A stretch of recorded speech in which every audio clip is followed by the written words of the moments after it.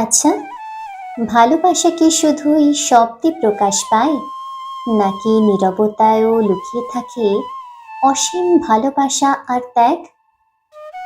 এই গল্পে আছে এক অসামান্য বাঁশিবাদক, যার সুরে আছে জীবন আর মৃত্যু। এক নিঃশব্দ ভালোবাসা, যা শব্দহীন কষ্টকে গায়ে মেখে বেঁচে থাকে। এক নারী নীরব প্রার্থনা, প্রতিটি সুরে যার মন কাঁদে। আর এক ভাগ্নের চোখে ধরা পড়া জীবনের নির্মম বাস্তবতা। এ শুধু এক সম্পর্কের গল্প নয়, এটি শিল্প, আত্মত্যাগ আর নিঃশব্দ প্রেমের এক করুণ কাহিনী। চলুন আজকের গল্প ক্লাসিক সেশনে মানিক বন্দ্যোপাধ্যায়ের রচিত অতসীমা মেয়ে।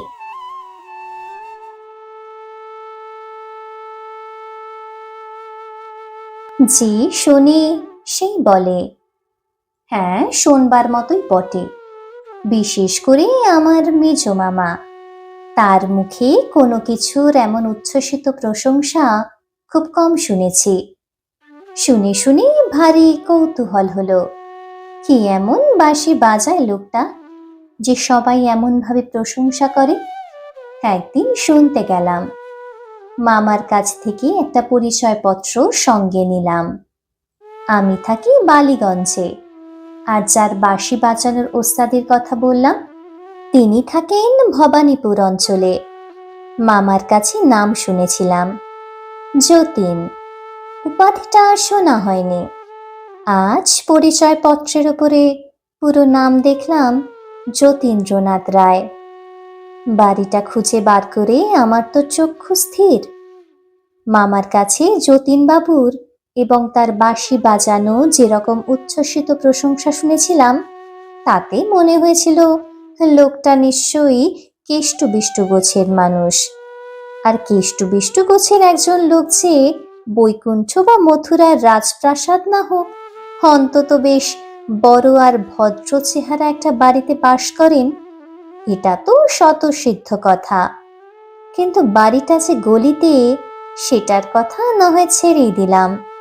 এই যে ইট বার করা তিনকালের বুড়োর মতো নরবরে একটা ইটের খাঁচা, সামনেটার চেহারা যদি এরকম, ভেতরটা না জানি কি রকম হবে। কইয়ে ধরা দরজার কড়া নাড়লাম। একটু পরেই দরজা খুলে যে লোকটি সামনে এসে দাঁড়ালেন, তাকে দেখে মনে হলো ছাই কাদা নাড়তেই যেন একটা আগুন বার হয়ে পড়ল। খুব রোগা, গায়ের রঙও অনেকটা ফ্যাকাশে হয়ে গেছে। তবু একদিন চেহারাখানা কিরকম ছিল অনুমান করা শক্ত নয়। এখনো যা আছে অপূর্ব। বছর ৩০ বয়স, এ কিছু কম। মলিন হয়ে আসা গায়ের রং অপূর্ব, শরীরের গড়ন অপূর্ব, মুখের চেহারা অপূর্ব, আর সব মিলিয়ে যে রূপ, তাও অপূর্ব। সবচেয়ে অপূর্ব চোখ দুটি। চোখে চোখে চাইলে যেন নেশা লেগে যায়। পুরুষেরও তাহলে সৌন্দর্য থাকে। ইট বার করা নোনা ধরা দেয়াল আর এ ধরা দরজা, তার মাঝখানে লোকটিকে দেখে আমার মনে হলো ভারী সুন্দর একটা ছবিকে কে যেন অতি বিশ্রী একটা ফ্রেমে বাঁধিয়েছে। বললেন, আমি ছাড়া তো বাড়িতে কেউ নেই, সুতরাং আমাকেই চান। কিন্তু কি চান? আমার মুগ্ধ চিত্তে কে যেন একটা ঘা দিল। কি বিশ্রী গলার স্বর, কর্কশ। কথাগুলি মোলায়েম, কিন্তু লোকটির গলার স্বর শুনে মনে হলো যেন আমায় গালাগালি দিচ্ছেন। ভাবলাম, নির্দোষ সৃষ্টি বিধাতার কুষ্টিতে লেখে না, এমন চেহারায় ওই গলা। সৃষ্টিকর্তা যত বড় কারিগর হন, কোথায় কি মানায় সেই জ্ঞানটা তার একদম নেই।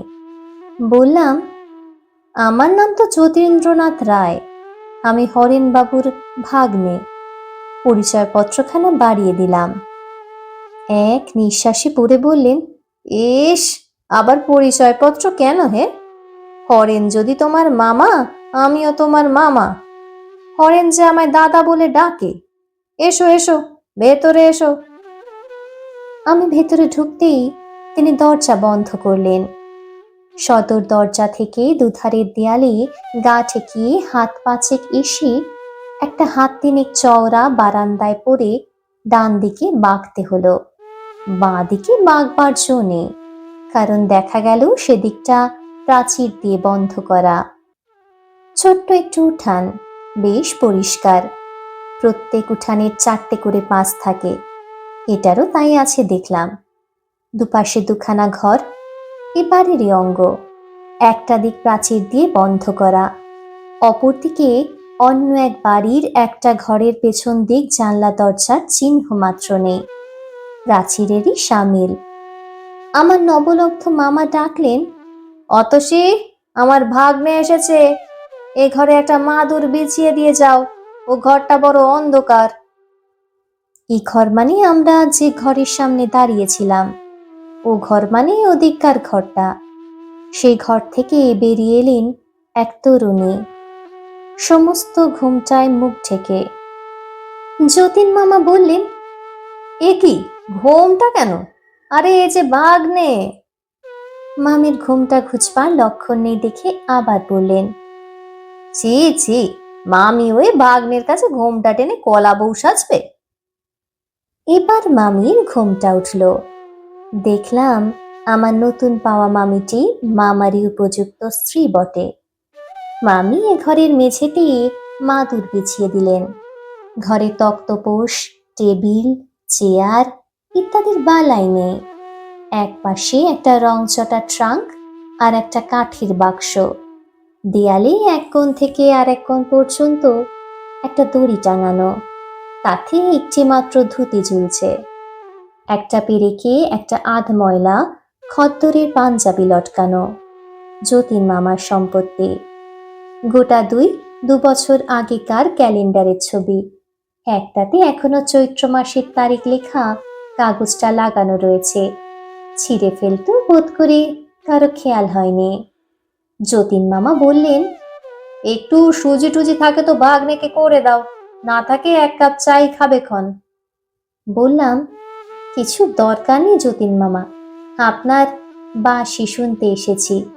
বাঁশি সুরে খিদে মিটবে এখন, যদিও খিদে পাইনি মোটেই, বাড়ি থেকে খেয়ে এসেছি।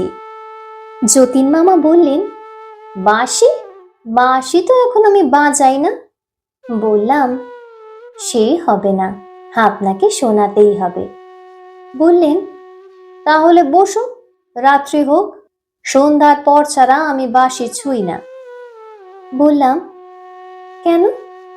যতীন মামা মাথা নেড়ে বললেন, কেন জানি না ভাগ্নে, দিনের বেলা বাঁশি বাজাতে পারি না, আজ পর্যন্ত কোনোদিন বাজাইনি।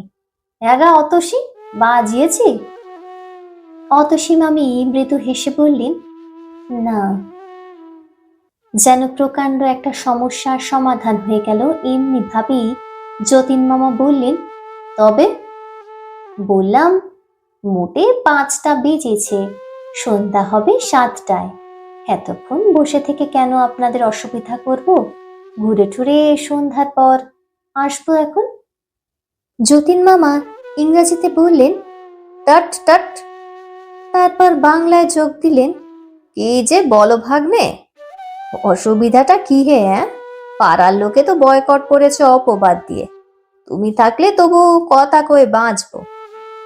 আমি বললাম, পাড়ার লোকে কি অপবাদ দিয়েছে মামা?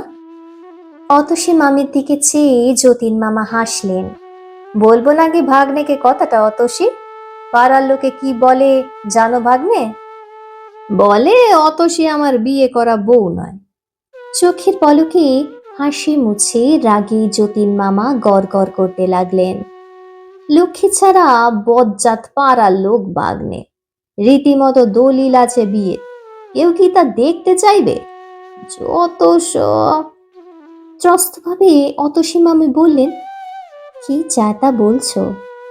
যতীন মামা বললেন, ঠিক ঠিক, ভাগ্নে নতুন লোক, তাকে এসব বলা ঠিক হচ্ছে না বটে, ভারী রাগ হয় কিনা বলে হাসলেন। হঠাৎ বললেন, তোমরা যে কেউ কারোর সঙ্গে কথা বলছো না গো? মামি মৃদু হেসে বললে, কি কথা বলবো? যতীন মামা বললেন, এই নাও, কি কথা বলবে তাও কি আমায় বলে দিতে হবে নাকি? যা হোক, কিছু বলে শুরু করো, গড় গড় করে কথা আপনি এসে যাবে। মামি বললে, তোমার নামটি কি ভাগ্নে? যতীন মামা সশব্দে হেসে উঠলেন। হা হা হা। হাসি থামিয়ে বললেন, এইবার ভাগ্নে পাল্টা প্রশ্ন করো। আজ কি রাঁধবে মামি? ব্যাস, আশা আলাপ জমে যাবে। তোমার আরম্ভটি কিন্তু বেশ অতসী। মামির মুখ লাল হয়ে উঠল। আমি বললাম, অমন বিশ্রী প্রশ্ন আমি কখনো করব না মামি। আপনি নিশ্চিন্ত থাকুন, আমার নাম সুরেশ। মামা বললেন, সুরেশ কিনা সুরের রাজা, তাই সুর শুনতে এত আগ্রহ, নয় বাগ্নে? হঠাৎ উঠে দাঁড়িয়ে বললেন, ইস, ভুবন বাবু যে টাকা দুটো ফেরত দেবে বলেছিল, আজ নিয়ে আসি। দুদিন বাজার হয়নি। বসো বাগ্নে, মামির সঙ্গে গল্প করো, 10 মিনিটের ভেতর আসছি। ঘরের বাইরে গিয়ে বললেন, দৌড়টা দিয়ে যাও অতসী, ভাগ্নে ছেলে মানুষ, কেউ তোমার লোভে ঘরে ঢুকলে ঠেকাতে পারবে না। মামির মুখ আরক্ত হয়ে উঠল এবং সেটা গোপন করতে চট করে উঠে গেল। বাইরে তার চাপা গলা শুনলাম, কি যে রসিকতা করো, ছি। মামাকে জবাব দিলে শোনা গেল না। মামি ঘরে ঢুকে বললে, ওই রকম স্বভাব ওর। বাক্সে 2টি মোটে টাকা, তাই নিয়ে সেদিন বাজার গেলেন। বললাম একটা থাক। জবাব দিলেন, কেন? রাস্তায় ভূপনবাবু চাইতে টাকা 2টি তাকে দিয়ে খালি হাতে ঘরে ঢুকলেন। আমি বললাম, আশ্চর্য লোক তো। মামি বললেন, ওই রকমই। আর দেখো ভাই। বললাম, ভাই নয় ভাগ্নে। মামি বললেন, তাও তো বটে, আগে থাকতে যে সম্বন্ধটা পাতিয়েছে বসে আছো। ওর ভাগ্নে না হয়ে আমার ভাই হলেই বেশ হতো, কিন্তু সম্পর্কটা নতুন করে পাতো না। এখনো 1 ঘন্টাও হয়নি, জমাট বাঁধেনি। আমি বললাম, কেন?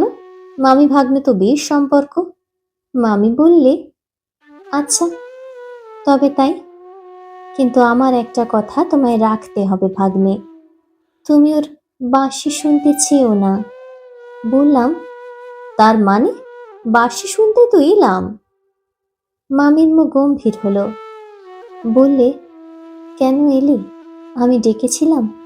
তোমাদের জ্বালায় আমি কি গলায় দড়ি দেব? আমি অবাক হয়ে মামির মুখের দিকে চেয়ে রইলাম, কথা জোগায় না। মামি বললে, তোমাদের একটু শখ মেটাবার জন্য উনি আত্মহত্যা করছেন, দেখতে পাও না? রোজ তোমরা একজন না একজন এসে বাঁশি শুনতে চাইবে। রোজ গলা দিয়ে রক্ত পড়লে মানুষ কতদিন বাঁচে? রক্ত? রক্ত নয়, দেখবে? বলে মামি ভিতরে চলে গেলেন। ফিরে এলো একটা গামলা হাতে করে। গামলার ভেতরে জমাট বাঁধা খানিকটা রক্ত। মামি বললেন, কাল উঠেছিল, ফেলতে মায়া হচ্ছিল, তাই রেখে দিয়েছি। রেখে কোনো লাভ নেই জানি, তবু। আমি অনুতপ্ত হয়ে বললাম, জানতাম না মামি, জানলে কখনো শুনতে চাইতাম না। ইস, এজন্যই মামার শরীর এত খারাপ।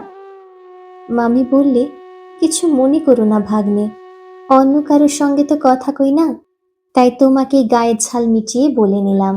তোমার আর কি দোষ, আমার অদৃষ্ট। আমি বললাম, এত রক্ত পড়ে তবু মামা বাঁশি বাজান? মামি দীর্ঘ নিঃশ্বাস ফেলে বললে, হ্যাঁ, পৃথিবীর কোনো বাধাই ওর বাঁশি বাজানো বন্ধ করতে পারবে না। কত বলেছি, কত কেঁদেছি, শোনেন না। আমি চুপ করে রইলাম। মামি বলে চলল, কতদিন ভেবেছি বাঁশি ভেঙে ফেলি, কিন্তু সাহস হয়নি। বাঁশির বদলে মদ খেয়ে নিজেকে শেষ করে ফেলবেন, নয়তো যেখানে যা আছে সব বিক্রি করে বাঁশি কিনে না খেয়ে মরবেন। মামি শেষ কথাগুলি যেন গুমড়ে গুমড়ে কেঁদেই ঘরের চারদিকে ঘুরে বেড়াতে লাগলো। আমি কথা বলতে গেলাম, কিন্তু ফুটল না। মামি একটা দীর্ঘ নিঃশ্বাস ফেলে বললে, অথচ ওই একটা ছাড়া আমার কোনো কথাই ফেলেন না। আগে আকণ্ঠ মদ খেতেন। বিয়ের পর যেদিন মিনতি করে মদ ছাড়তে বললাম, সেই দিন থেকে ও জিনিস ছোঁয়াই ছেড়ে দিলেন। কিন্তু বাঁশির বিষয়ে কোনো কথাই শোনেন না। আমি বলতে গেলাম, মামি। মামি বোধহয় শুনতেই পেল না, বলে চলল, একবার বাঁশি লুকিয়ে রেখেছিলাম। সে কি ছটফট করতে লাগলেন, যেন সর্বস্ব হারিয়ে গেছে। বাইরে কড়া নাড়ার শব্দ হলো। মামি দরজা খুলতে উঠে গেল। যতীন মামা ঘরে ঢুকতে ঢুকতে বললেন, দিলে না টাকা অতসী, বললে পরশু যেতে। পিছন থেকে মামি বললে, সে আমি আগেই জানি। যতীন মামা বললেন, দোকানদারটাই বা কি পাজি, এক পো সুজি চাইলাম দিল না। মামার বাড়িতে এসে ভাগ্নেকে দেখছি খালি পেটেই ফিরতে হবে। মামি ম্লান মুখে বললে, সুজি দেয়নি ভালোই হয়েছে, শুধু জল দিয়ে তো আর সুজি হয় না। ঘি নেই? কবে আবার ঘি আনলে তুমি? তাও তো বটে। বলে যতীন মামা আমার দিকে চেয়ে হাসলেন, দিব্য সপ্রতিভ হাসি। আমি বললাম, কেন ব্যস্ত হচ্ছেন মামা, খাবারের কিছু দরকার নেই, ভাগ্নের সাথে অত ভদ্রতা করতে নেই। মামি বললে, বসো তোমরা, আমি আসছি, বলে ঘর থেকে বেরিয়ে গেল। মামা হেঁকে বললেন, কোথায় গো? বারান্দা থেকে জবাব এলো, আসছি। মিনিট 15 পর মামি ফিরল, দু হাতে দুখানা রেখা বেটে গোটা চারেক করে রসগোল্লা আর গোটা 2 সন্দেশ। যতীন মামা বললেন, কোত্থেকে জোগাড় করলে গো? বলে একটা রেকাবি টেনে নিয়ে একটা রসগোল্লা মুখে তুললেন। অন্য রেকাবিটা আমার সামনে রাখতে রাখতে মামি বললে, তা দিয়ে তোমার দরকার কি? যতীন মামা নিশ্চিন্ত হয়ে বললেন, কিছু না, যা খিদেটা পেয়েছে, ডাকাতি করেও যদি এনে থাকো কিছু দোষ হয়নি। স্বামীর প্রাণ বাঁচাতে সাধ্য অনেক কিছুই করে। আমি কুণ্ঠিত হয়ে বলতে গেলাম, কেন মিথ্যে? বাধা দিয়ে মামি বললে, আবার যদি ওইসব শুরু করো ভাগ্নি, আমি কেঁদে ফেলবো। আমি নিঃশব্দে খেতে আরম্ভ করলাম। মামিও ঘর থেকে 2টো এনামেলের গ্লাসে জল এনে দিলেন। প্রথম রসগোল্লাটা গিলেই মামা বললেন, ও আক, কি বিশ্রী রসগোল্লা, রইল পড়ে, কেউ তুমি, নয়তো ফেলে দিও, দেখি সন্দেশটা কেমন। সন্দেশ মুখে দিয়ে বললেন, হ্যাঁ, এ জিনিসটা ভালো, এটা খাবো। বলে সন্দেশ 2টো তুলে নিয়ে রেকাবিটা ঠেলে দিয়ে বললেন, যাও, তোমার সুজি ডিপি ফেলে দিও কোন নর্দমায়। অতসী মামির চোখ ছলছল করে এলো। মামার ছলটুকু আমাদের কারোর কাছেই গোপন রইল না।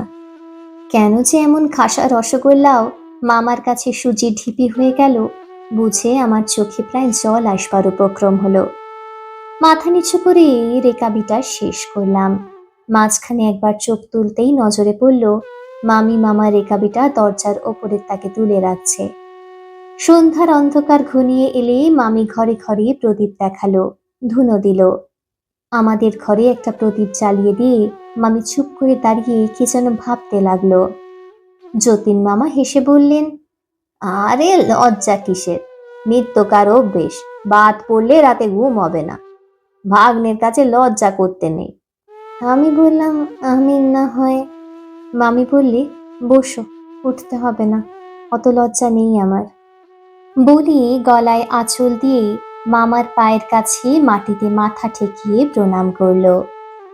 লজ্জায় সুখে তৃপ্তিতে আরক্ত মুখখানি নিয়ে অতসী মামি যখন উঠে দাঁড়ালো, আমি বললাম, দাঁড়াও মামি, একটা প্রণাম করে নি।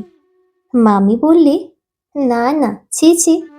বললাম, ছি ছি নয় মামি, আমার নিত্যকার অভ্যাস না হতে পারে, কিন্তু তোমায় প্রণাম না করে আমি আজ বাড়ি যদি ফিরি, রাত্রে আমার ঘুম হবে না ঠিক। বলে মামির পায়ে হাত দিয়ে প্রণাম করলাম। যতীন মামা হু হু করে হেসে উঠলেন।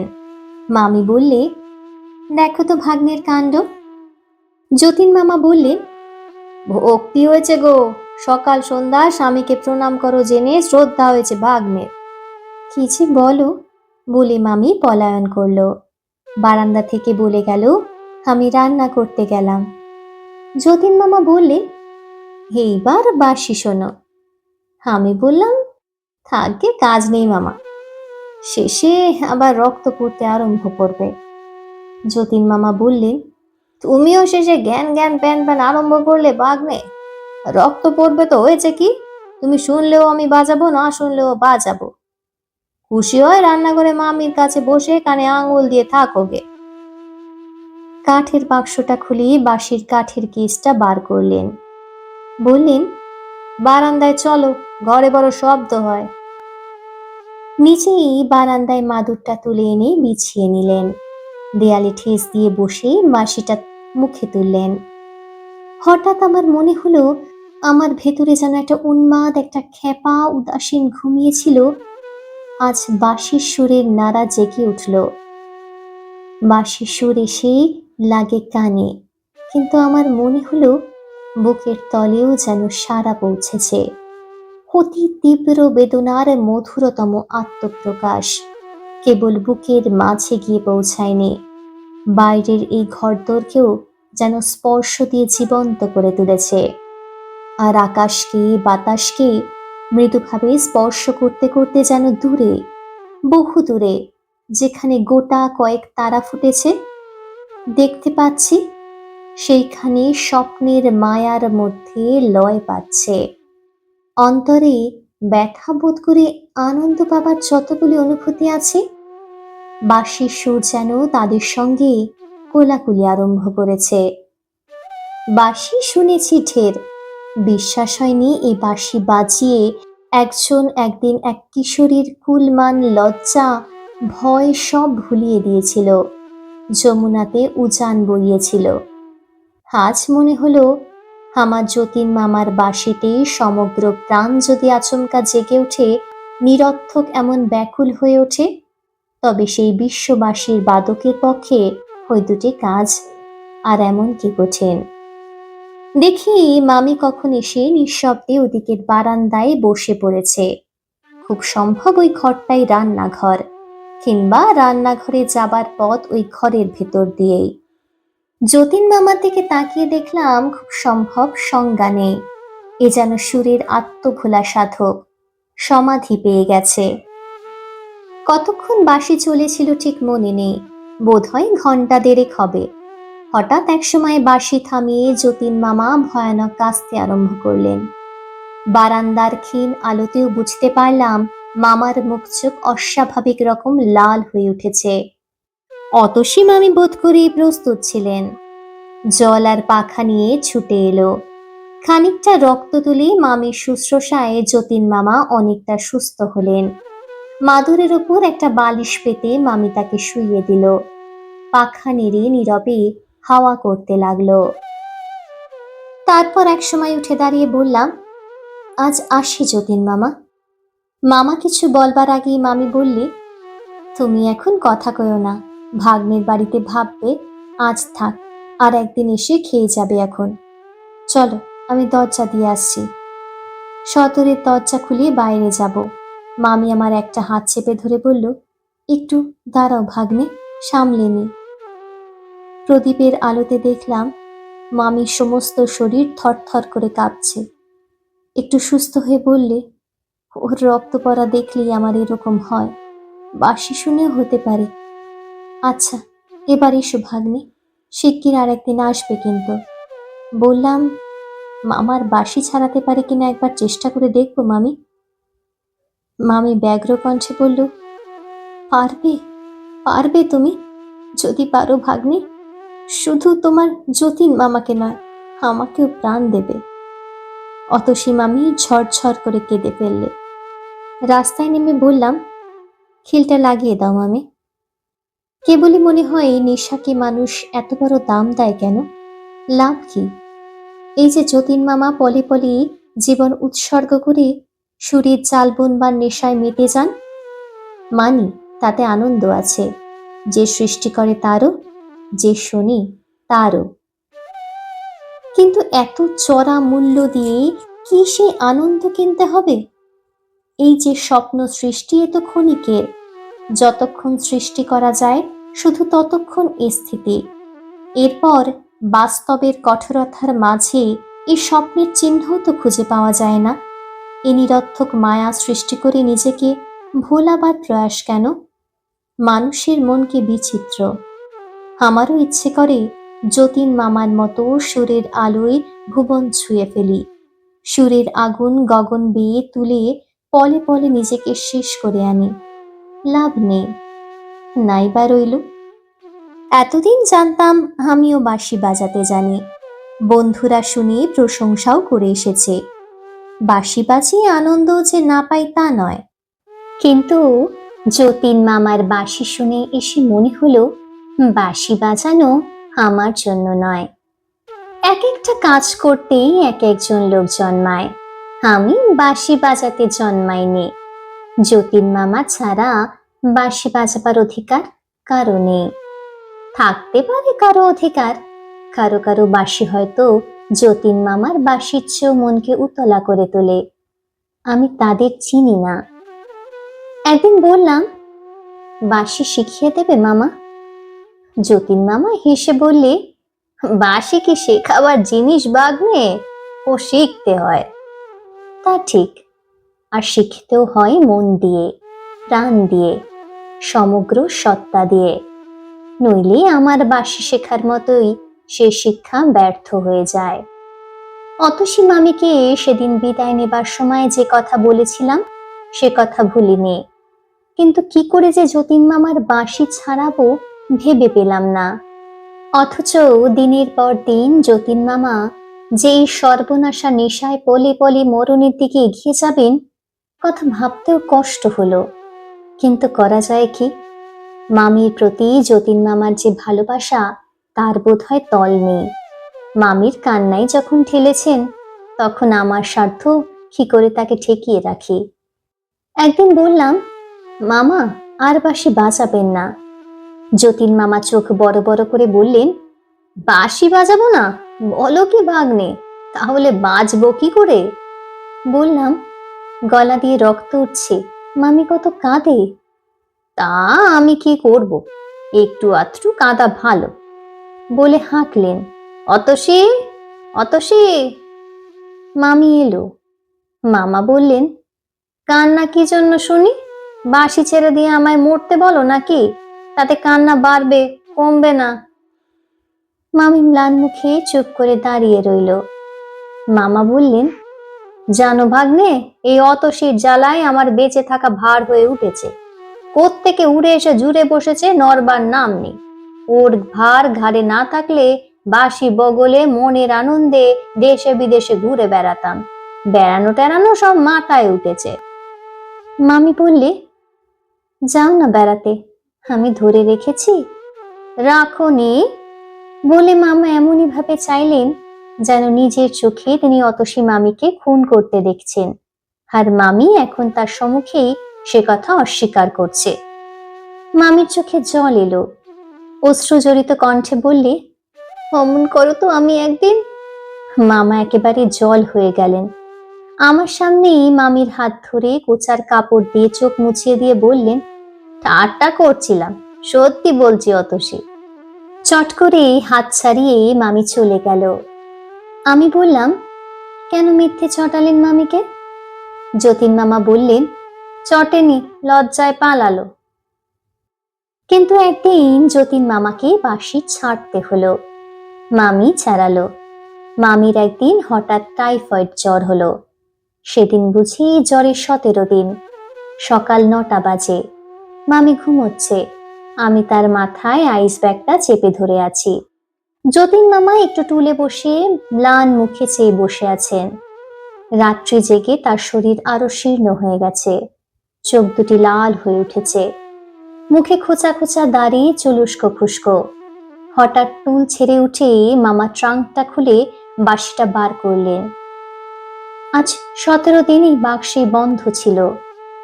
সবিস্ময়ে বললাম, বাঁশি কি হবে মামা?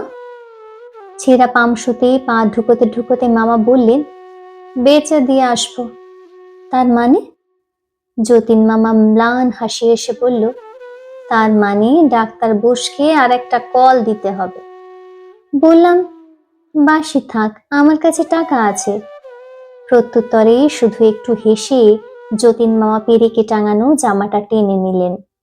যদি দরকার পড়ে ভেবে পকেটে কিছু টাকা এনেছিলাম। মিথ্যা চেষ্টা।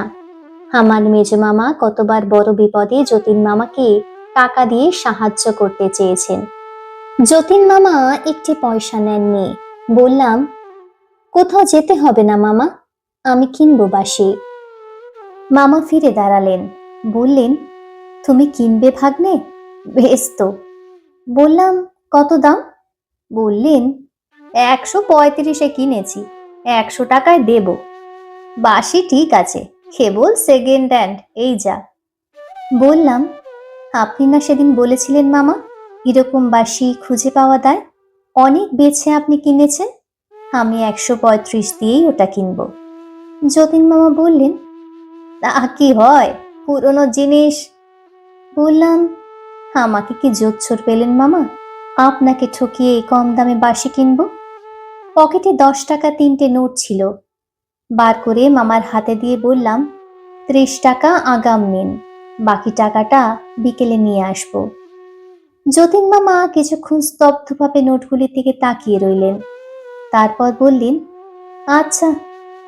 আমি অন্যদিকে মুখ ফিরিয়ে নিলাম। যতীন মামার মুখের ভাবটা দেখবার স্বাদ হলো না। যতীন মামা ডাকলেন, ভাগ্নে। ফিরে তাকালাম। যতীন মামা হাসবার চেষ্টা করে বললেন, খুব বেশি কষ্ট হচ্ছে ভেবো না, বুঝলে ভাগ্নে? আমার চোখে জল এলো, তাড়াতাড়ি মুখ ফিরিয়ে নিলাম। মামির শিয়রে গিয়ে বসলাম। মামির ঘুম ভাঙেনি, জানতেও পারল না যে রক্ত পিপাসু বাঁশিটা ঝলকে ঝলকে মামার রক্ত পান করেছে। আমি আজ সেই বাঁশিটা কিনে নিলাম। মনে মনে বললাম, মিথ্যে আশা, এ যে বালির বাঁধ, একটা বাঁশি গেল আর একটা কিনতে কতক্ষণ। লাভের মধ্যে যতীন মামার একান্ত প্রিয় বস্তু হাতছাড়া হয়ে যাবার বেদনাটাই পেলেন। বিকেলে বাকি টাকা এনে দিতেই যতীন মামা বললেন, বাড়ি যাবার সময় বাঁশিটা নিয়ে যেও। আমি ঘরে ঢুকতে ঢুকতে বললাম, থাক না এখন কদিন, এত তাড়াতাড়ি কিসের? যতীন মামা বললেন, না, পরের জিনিস আমি বাড়িতে রাখি না। বুঝলাম পরের হাতে চলে যাওয়া বাঁশিটা চোখের ওপরে থাকা তার সহ্য হবে না। বললাম, বেশ মামা, তাই নিয়ে যাবক্ষণ। মামা ঘাড় নেড়ে বললেন, হ্যাঁ, নিয়েই যেও, তোমার জিনিস এখানে কেন ফেলে রাখবে, বুঝলে না? 19 দিনের দিন মামির অবস্থা সংকটজনক হয়ে উঠল। যতীন মামা টুলটা বিছানার কাছে টেনে টেনে মামির একটা হাত মুঠো করে ধরে নীরবে তার রোগশীর্ণ ঝরা ফুলের মতো ম্লান মুখের দিকে চেয়েছিলেন। হঠাৎ অতসী মামি বললে, ওগো, আমি বোধহয় আর বাঁচব না। যতীন মামা বললেন, তা কি হয় অতসী, তোমায় বাঁচতে হবে, তুমি না বাঁচলে আমিও যে বাঁচবো না। যতীন মামা বললেন, তা কি হয় অতসী, তোমায় বাঁচতে হবে, তুমি না বাঁচলে আমিও যে বাঁচবো না। মামি বললে, বালাই, বাঁচবে বই কি, দেখো, আমি যদি নাই বাঁচি আমার একটা কথা রাখবে? যতীন মামা নত হয়ে বললেন, রাখবো, বলো। বাঁশি বাজানো ছেড়ে দিও, তিল তিল করে তোমার শরীর ক্ষয় হচ্ছে দেখে ওপারে গিয়েও আমার শান্তি থাকবে না, রাখবে আমার কথা? মামা বললেন, তাই হবে অতসী, তুমি ভালো হয়ে ওঠো, আমি আর বাঁশি ছোবো না। মামির শীর্ণ ঠোঁটে সুখের হাসি ফুটে উঠল। মামার একটা হাত বুকের ওপর টেনে শ্রান্তভাবে মামি চোখ বুঝল। আমি বুঝলাম যতীন মামা আজ তার রোগশয্যায় অতসীর জন্য কত বড় একটা ত্যাগ করলেন।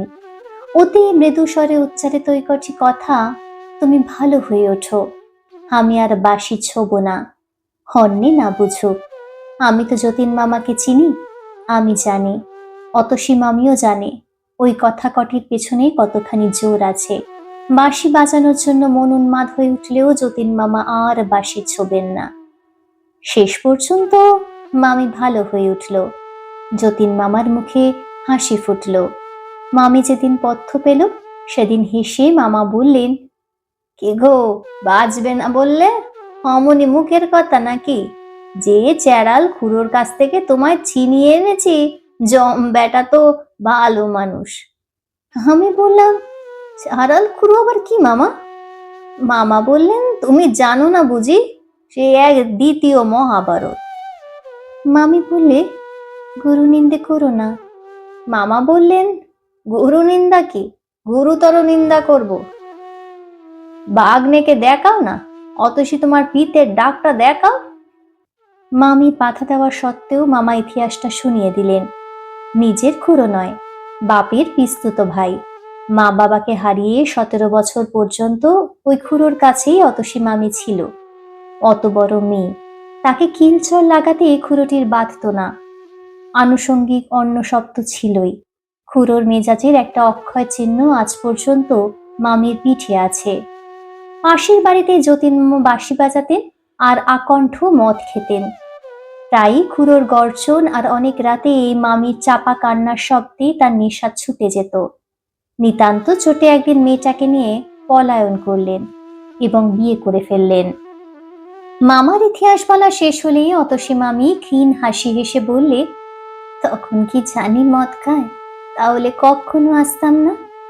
মামা বললেন, তখন কি জানি তুমি মাথায় রতন হয়ে আটার মতো লেপতে থাকবে, তাহলে কখনো উদ্ধার করতাম না।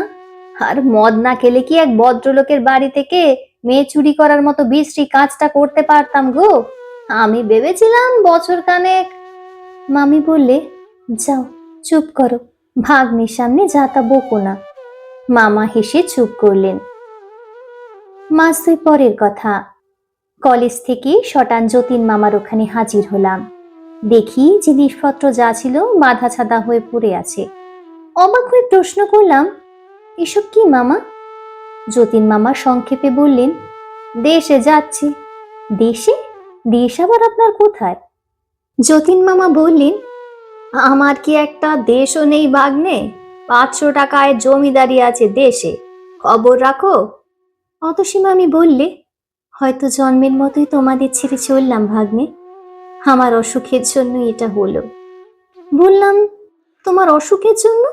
তার মানে? মামা বললেন, তার মানে বাড়িটা বিক্রি করে দিয়েছি। যিনি কিনেছেন পাশের বাড়িতেই থাকেন, মাঝখানের প্রাচীরটা ভেঙে দুটো বাড়ি এক করে নিতে ব্যস্ত হয়ে পড়েছেন। আমি ক্ষুব্ধ কণ্ঠে বললাম, এত কাণ্ড করলে মামা, আমাকে একবার জানালে পর্যন্ত না। কবে যাওয়া ঠিক হলো? বাঁধা বিছানা আর তালাবন্ধ বাক্সের দিকে আঙুল বাড়িয়ে মামা বললেন, আজ রাত্রে ঢাকা মেলে রওনা হব। আমরা বাঙালি ভাগ্নে, জানো না বুঝি? বলি মামা হাসলেন। অবাক মানুষ, এমন অবস্থায় হাসি আসে। গম্ভীরভাবে উঠে দাঁড়িয়ে বললাম, আচ্ছা আসি যতীন মামা, আসি মামি, বলে দরজার দিকে অগ্রসর হলাম। অতসী মামি উঠে এসে আমার হাতটা চেপে ধরে বললে, লক্ষ্মী ভাগ্নে, রাগ করো না। আগে থাকতে তোমায় খবর দিয়ে লাভ তো কিছু ছিল না, কেবল মনে ব্যথা পেতে। যে ভাগ্নে তুমি, কত কি হাঙ্গামা বাঁধিয়ে তুলতে, ঠিক আছে? আমি ফিরে গিয়ে বাঁধা বিছানাটার উপর বসলাম। আজ যদি না আসতাম একটা খবরও তো পেতাম না। কাল এসে দেখতাম বাড়িঘর খা খা করছে। যতীন মামা বললেন, আরে রামও, তোমায় না বলে কি যেতে পারি? দুপুরবেলা সেনের ডাক্তারখানা থেকে ফোন করে দিয়েছিলাম তোমাদের বাড়িতে, কলেজ থেকে বাড়ি ফিরলেই খবর পেতে। বাড়ি আর গেলাম না। শিয়ালদাহ স্টেশনে মামা মামিকে উঠিয়ে দিতে গেলাম। গাড়ি ছাড়ার আগে কতক্ষণ সময় যে কি করে কাটলো, কারো মুখে কথা নেই। যতীন মামা কেবল মাঝে মাঝে দু একটা হাসির কথা বলছিলেন এবং হাসাচ্ছিলেনও, কিন্তু তার বুকের ভেতর যে কি করছিল সে খবর আমার অজ্ঞাত থাকেনি। গাড়ি ছাড়বার ঘন্টা বাজলে যতীন মামা আর অতসী মামিকে প্রণাম করে গাড়ি থেকে নামলাম। এইবার যতীন মামা অন্যদিকে মুখ ফিরিয়ে নিলেন, আর বোধহয় মুখে হাসি ফুটিয়ে রাখা তার পক্ষে সম্ভব হলো না। জানলা দিয়ে মুখ বার করে মামি ডাকলে, শোনো। কাছে গেলাম। মামি বললে, তোমাকে ভাগ্নে বলি আর যাই বলি, মনে মনে জানি তুমি আমার ছোট ভাই। পারো তো একবার বেড়াতে গিয়ে দেখা দিয়ে এসো। আমাদের হয়তো আর কলকাতা আসা হবে না, জমির ভারী ক্ষতি হয়ে গেছে, যেও কেমন ভাগ্নে? মামির চোখ দিয়ে টপ টপ করে জল ঝরে পড়ল। ঘাড় নেড়ে জানালাম, যাব। বাঁশি বাজিয়ে গাড়ি ছাড়ল। যতক্ষণ গাড়ি দেখা গেল অপলক দৃষ্টিতে চেয়ে রইলাম। দূরের লাল সবুজ আলোক বিন্দুর ওপারে যখন একটি চলন্ত লাল বিন্দু অদৃশ্য হয়ে গেল, তখন ফিরলাম। চোখের জলে দৃষ্টি তখন ঝাপসা হয়ে গেছে। মানুষের স্বভাবে এই, যখন সে দুঃখ পায় তখন সে দুঃখটাকেই সকলের বড় করে দেখে। নইলে কে ভেবেছিল যে যতীন মামা আর অতসী মামের বিচ্ছেদে 21 বছর বয়সে আমার দুচোখ ঝলে ভরে গিয়েছিল। সেই যতীন মামা আর অতসী মামি একদিন আমার মনের এক কোণে সংসারের অজস্র আবর্জনার তলায় চাপা পড়ে যাবেন। জীবনে অনেকগুলো উলট পালট হয়ে গেল। যথাসময়ে ভাগ্য আমার ঘাট ধরে যৌবনের কল্পনা সুখস্বর্গ থেকে বাস্তবের কঠোর পৃথিবীতে নামিয়ে দিল। নানা কারণে আমাদের অবস্থা খারাপ হয়ে পড়ল। বালিগঞ্জের বাড়িটা পর্যন্ত বিক্রি করে ঋণ শোধ দিয়ে 80 টাকা মাইনের একটা চাকরি নিয়ে শ্যামবাজার অঞ্চলে ছোট একটা বাড়ি ভাড়া করে উঠে গেলাম।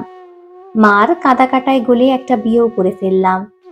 প্রথমে সমস্ত পৃথিবীটাই যেন তেতো লাগতে লাগলো। জীবনটা বিস্বাদ হয়ে গেল। আশা আনন্দের এতটুকু আলোড়নও ভেতরে খুঁজে পেলাম না। তারপর ধীরে ধীরে সব ঠিক হয়ে গেল। নতুন জীবনে রসের খোঁজ পেলাম। জীবনে জুয়া খেলায় হার জিতের কথা কদিন আর মানুষের বুকে পুষে রাখতে পারে। জীবনে যখন এইসব বড় বড় ঘটনা ঘটছে, তখন নিজেকে নিয়ে আমি এমনই ব্যাপৃত হয়ে পড়লাম যে কবে এক যতীন মামা আর অতসী মামির স্নেহ পরম সম্পদ বলে গ্রহণ করেছিলাম, সে কথা মনে ক্ষীণ থেকে ক্ষীণতর হয়ে গেল। 7 বছর পরে আজ কচ্ছিৎ কখনো হয়তো একটা অস্পষ্ট স্মৃতির মতো তাদের কথা মনে পড়ে। মাঝে একবার মনে পড়েছিল যতীন মামাদের দেশে চলে যাওয়ার বছর 3 পর। সেইবার ঢাকা মেলে কালেকশন হয়। মৃতদের নামের মাঝে যতীন্দ্রনাথ রায় নামটা দেখে যে খুব একটা ঘা লেগেছিল, সে কথা আজও মনে আছে। ভেবেছিলাম একবার গিয়ে দেখে আসব, কিন্তু হয়নি। সেদিন অফিস থেকে ফিরে দেখি আমার স্ত্রীর কঠিন অসুখ। মনে পড়ে যতীন মামা দেশের ঠিকানায় একটা পত্র লিখে দিয়ে এই ভেবে মনকে সান্ত্বনা দিয়েছিলাম, ও নিশ্চয়ই আমার যতীন মামা নয়। পৃথিবীতে যতীন্দ্রনাথ রায়ের অভাব তো নেই। সে চিঠির কোনো জবাব আসেনি। স্ত্রীর অসুখের হিড়িকে কথাটাও আমার মন থেকে মুছে গিয়েছিল। তারপর গড়িয়ে গড়িয়ে আরো 4টে বছর কেটে গেছে। আমার ছোট বোন বিনার বিয়ে হয়েছিল ঢাকায়। পুজোর সময় বিনাকে তারা পাঠালে না। অগ্রহায়ণ মাসে বিনাকে আনতে ঢাকা গেলাম, কিন্তু আনা হলো না। গিয়েই দেখি বিনার শাশুড়ির খুব অসুখ। আমি যাবার আগের দিন হু হু করে জ্বর এসেছে। ডাক্তার আশঙ্কা করছে নিউমোনিয়া। ছুটি ছিল না, ক্ষুণ্ণ হয়ে একাই ফিরলাম। গোয়ালন্দে স্টিমার থেকে নেমে ট্রেনের একটা ইন্টারে ভিড় কম দেখে উঠে পড়লাম। দুটি মাত্র ভদ্রলোক, এক কোণে র্যাপার মুড়ি দিয়ে একজন স্ত্রীলোক, খুব সম্ভবত এদের একজনের স্ত্রী। জিনিসপত্রের একান্ত অভাব। খুশি হয়ে একটা বেঞ্চিতে কম্বলের ওপর চাদর বিছিয়ে বিছানা করলাম।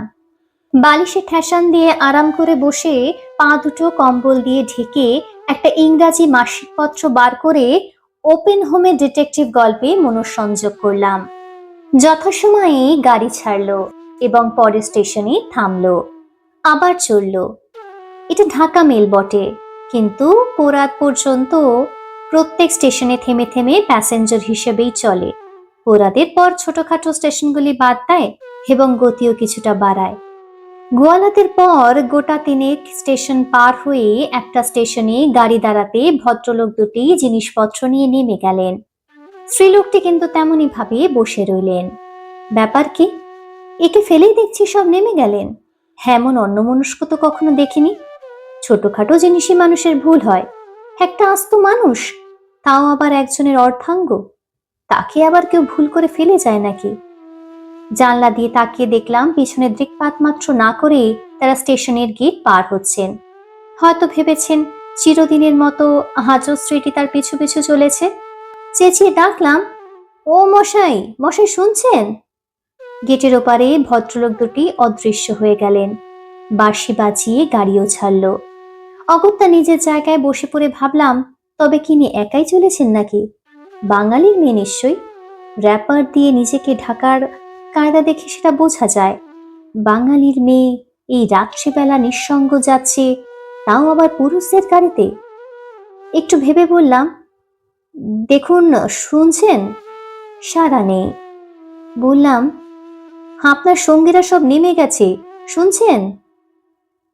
এইবার আলোয়ানের পোটলা নড়ল এবং আলোয়ান ও ঘুমটা সরে গিয়ে যে মুখখানা বার হলো, দেখি আমি চমকে উঠলাম। কিছু নেই, সে মুখের কিছুই এতে নেই। আমার অতসী মামির মুখের সঙ্গে এই মুখের অনেক তফাৎ, কিন্তু তবু আমার মনে হলো, হে আমার অতসী মামি। মৃদু হেসে বললে, গলা শুনেই মনে হয়েছিল এ আমার ভাগ্নের গলা, কিন্তু অতটা আশা করতে পারিনি। মুখ বার করতে ভয় হচ্ছিল, পাছে আশা ভেঙে যায়। আমি সবিস্ময়ে বলে উঠলাম, অতসী মামি? মামি বললে, খুব বদলে গেছি না? মামির সিঁথিতে সিঁদুর নেই, কাপড়ে পাড়ের চিহ্ন খুঁজে পেলাম না। 4 বছর আগে ঢাকা মেল কলিশনে মৃতদের তালিকায় একটা অতি পরিচিত নামের কথা মনে পড়ে গেল। যতীন মামা তবে সত্যিই নেই? আস্তে আস্তে বললাম, খবরের কাগজে মামার নাম দেখেছিলাম মামি। বিশ্বাস হয়নি সে আমার যতীন মামা। একটা চিঠি লিখেছিলাম, পাওনি? মামি বললে, না। তারপরে আমি ওখান থেকে 2-3 মাসের জন্য চলে যাই। বললাম, কোথায়? আমার এক দিদির কাছে, দূর সম্পর্কের অবশ্য। আমায় কেন একটা খবর দিলে না মামি? মামি চুপ করে রইল। ভাগ্নের কথা বুঝি মনে ছিল না? মামি বললে, তা নয়, কিন্তু খবর দিয়ে আর কি হতো, যা হবার তা তো হয়েই গেল। বাঁশিকে ঠেকিয়ে রাখলাম, কিন্তু নিয়তিকে তো ঠেকাতে পারলাম না। তোমার মেজো মামার কাছে তোমার কথাও সব শুনলাম। আমার দুর্ভাগ্য নিয়ে তোমায় আর বিরক্ত করতে ইচ্ছে হলো না। জানি তো একটা খবর দিলেই তুমি ছুটে আসবে। চুপ করে রইলাম। বলবার কি আছে, কে নিয়েই বা অভিমান করব? খবরের কাগজে যতীন মামার নাম করে একটা চিঠি লিখেই তো আমার কর্তব্য শেষ করেছিলাম। মামি বললে, কি করছো এখন ভাগ্নে? চাকরি। এখন তুমি যাচ্ছ কোথায়? মামি বললে, একটু পরেই বুঝবে। ছেলেপিলে কটে? আশ্চর্য, জগতে এত প্রশ্ন থাকতে এই প্রশ্নটাই সকলের আগে মামির মনে জেগে উঠল। বললাম, একটি ছেলে। ভারী ইচ্ছে করছে আমার ভাগ্নের খোকাকে দেখে আসতে। দেখাবে একবার কার মতো হয়েছে, তোমার মতো না তার মার মতো? কত বড় হয়েছে? বললাম, 3 বছর চলছে। চলো না আমাদের বাড়ি মামি, বাকি প্রশ্নগুলির জবাব নিজের চোখে দেখে আসবে। মামি হেসে বললে, গিয়ে যদি আর না নড়ি? বললাম, তেমন ভাগ্য কি হবে? কিন্তু সত্যি কোথায় চলেছ মামি? এখন থাকো কোথায়? মামি বললে, থাকি দেশেই। কোথায় যাচ্ছি একটু পরে বুঝবে। ভালো কথা, সেই বাঁশিটা কি হলো ভাগ্নে? এইখানেই আছে। এইখানে? এই গাড়িতে? বললাম, হুম। আমার ছোট বোন বিনাকে আনতে গিয়েছিলাম, সেই লিখেছিল বাঁশিটা নিয়ে যেতে। সবাই নাকি শুনতে চেয়েছিল। মামি বললে, তুমি বাজাতে জানো নাকি? বার করো না বাঁশিটা। উপর থেকে বাঁশির কেসটা পারলাম। বাঁশিটা বার করতেই মামি ব্যগ্র হাতে টেনে নিয়ে এক দৃষ্টিতেই সেটার দিকে চেয়ে রইল। একটা দীর্ঘশ্বাস ফেলে বললে, বিয়ের পর এটাকে বন্ধু বলে গ্রহণ করেছিলাম। মাঝখানে এর চেয়ে বড় শত্রু আমার ছিল না। আজ আবার এটাকে বন্ধু মনে হচ্ছে। শেষ 3টে বছর বাঁশিটার জন্য ছটফট করে কাটিয়েছিলেন। আজ মনে হচ্ছে বাঁশি বাজানো ছাড়তে না বললেই হতো, ভালো হতো। বাঁশির ভেতর দিয়ে মরণকে বরণ করলে তবু শান্তিতে যেতে পারতেন। শেষ কটা বছর এত মনোকষ্ট ভোগ করতে হতো না। বাঁশির অংশগুলি লাগিয়ে মামি মুখে তুলল। পরক্ষণে ট্রেনের ঝমঝমানি ছাপিয়ে চমৎকার বাঁশি বেজে উঠল। পাকা গুণীর হাতে স্পর্শ পেয়ে বাঁশি যেন প্রাণ পেয়ে অপূর্ব বেদনাময় সুরের জাল বুনে চলল। আমার বিস্ময়ের সীমা রইল না। এ তো অল্প সাধনার কাজ নয়। যার তার হাতে বাঁশি তো এমন অপূর্ব কান্না কাঁদে না।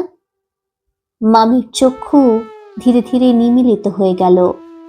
তার দিকে চেয়ে ভবানীপুরের একটা অতি ক্ষুদ্র বাড়ির প্রদীপের স্বল্পালোকে বারান্দার দেয়ালে ঠেস দেওয়া এক সুরসাধকের মূর্তি আমার মনে জেগে উঠল। মাঝে 7টা বছর কেটে গেছে। যতীন মামার সেই অপূর্ব বাঁশির সুর একদিন শুনেছিলাম। সে সুর মনের তলে কোথায় হারিয়ে গেছে। আজ অতসী মামির বাঁশি শুনে মনে হতে লাগলো সেই হারিয়ে যাওয়া সুরগুলি যেন ফিরে এসে আমার প্রাণে মৃত গুঞ্জন শুরু করে দিয়েছে। একসময় বাঁশি থেমে গেল। মামির একটা দীর্ঘ নিঃশ্বাস ঝরে পড়ল, আমারও। কতক্ষণ স্তব্ধ হয়ে থেকে বললাম, এই কথাটাও তো গোপন রেখেছিলে। মামি বললে, বিয়ের পর শিখিয়েছিলেন, বাঁশি শিখবার কি আগ্রহী তখন আমার ছিল। তারপর যেদিন বুঝলাম বাঁশি আমার শত্রু, সেই দিন থেকে আর ছুঁইনি। আজ কতকাল পরে বাজালাম, মনে হয়েছিল বুঝি ভুলে গেছি। ট্রেন এসে একটা স্টেশনে দাঁড়ালো। মামি জানলা দিয়ে মুখ বার করে আলোর গায়ে লেখা স্টেশনের নামটা পড়ে ভেতরে মুখ ঢুকিয়ে বললে, পরের স্টেশনে আমি নেমে যাব ভাগ্নে। পরের স্টেশনে কেন? মামি বললে, আজ কত তারিখ জানো? বললাম, 17ই অঘ্রাণ। মামি বললে, 4 বছর আগে আজকের দিনে। বুঝতে পারছো না তুমি? মুহূর্তে সব দিনের আলোর মতো স্বচ্ছ হয়ে গেল। ঠিক 4 বছর আগেই 17ই অঘ্রাণ ঢাকা মেলে কলিশন হয়েছিল। সেদিনও এমনই সময় এই ঢাকা মেলটির মতো সেই গাড়িটা শত শত নিশ্চিন্ত আরোহীকে পলে পলে মৃত্যুর দিকে টেনে নিয়ে যাচ্ছিল। বলে উঠলাম, মামি।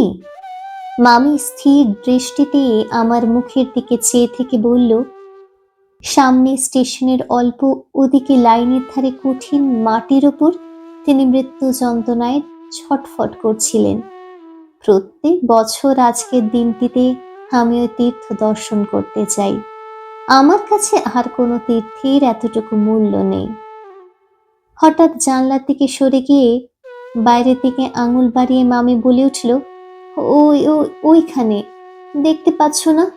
আমি তো স্পষ্ট দেখতে পাচ্ছি তিনি যন্ত্রণায় ছটফট করতে করতে একটু স্নেহ শীতল স্পর্শের জন্য ব্যগ্র হয়ে রয়েছেন। একটু জলের জন্যই হয়তো। উফ মাগো, আমি তখন কোথায়? 2 হাতে মুখ ঢেকে মামি ভেতরে এসে বসে পড়ল। ধীরে ধীরে গাড়িখানা স্টেশনের ভেতর ঢুকলো।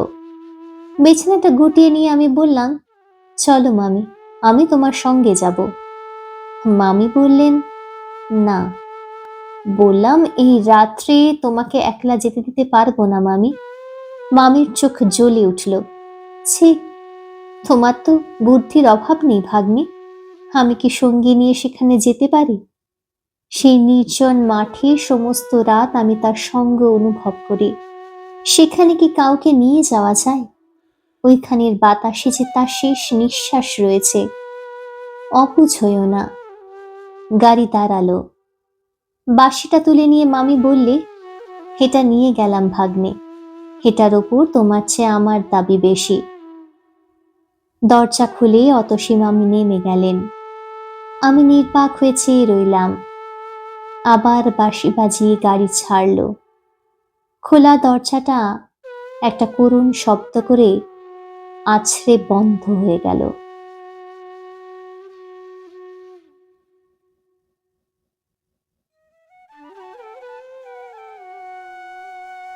অতসী মামির গল্পটা যেন একটি থেমে যাওয়া সুরের মতন।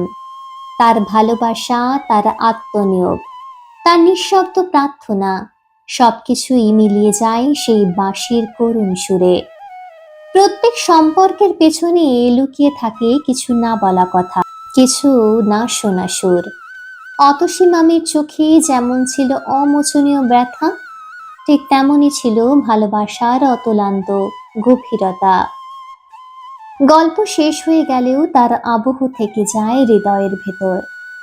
গল্প ক্লাসিক্সে এই ছিল আজকের গল্প অতসী মামি। আপনাদের ভালো লেগে থাকলে অবশ্যই আমাদের চ্যানেলটি সাবস্ক্রাইব করুন, লাইক আর শেয়ার করুন। আর হ্যাঁ, কমেন্ট করে জানান এই গল্প আপনাকে কতটা ছুঁতে পেরেছে। ফিরে আসবো আরও একটি হৃদয় ছোঁয়া গল্প নিয়ে। ততদিন পর্যন্ত ভালো থাকবেন আর গল্পের সুরে ডুবে থাকবেন।